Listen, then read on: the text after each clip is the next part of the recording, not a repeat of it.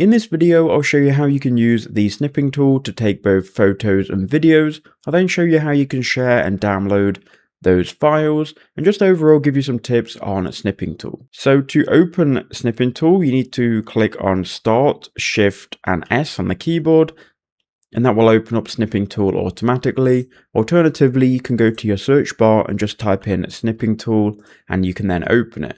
Now by default here, if you look in the top left, you've got a photo icon as well as a video icon for recording. Let's first focus on the photo icon. So if we click on it, then we click on new, we can then go ahead and left click, hold, and you can then highlight an area on your screen and it will then take a screenshot of that area. From here, you can go ahead and annotate this with the pen. So you can click on the pen and you can change the color and the size, and you can go ahead and draw things. You can highlight text with this highlight button also.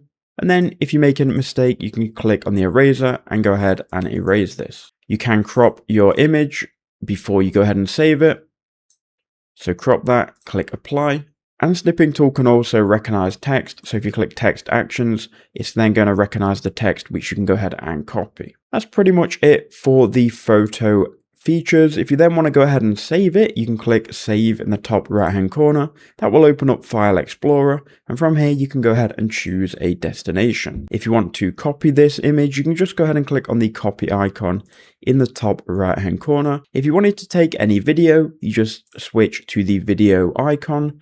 Then if you click on the new recording button, you can then go ahead and highlight your screen or the part of your screen you want to record. Then if you look here, we've got the microphone settings. So if you click on this microphone icon, you can then choose the microphone you want to record with.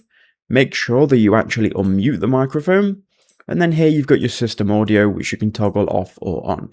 Then once you click start on this recording, it will then count down and record in the background. If you click stop recording, you can then go ahead and do the same thing and save it by clicking save in the top right hand corner. Those have been the basic features of snipping tool. I hope that was useful and helped you out.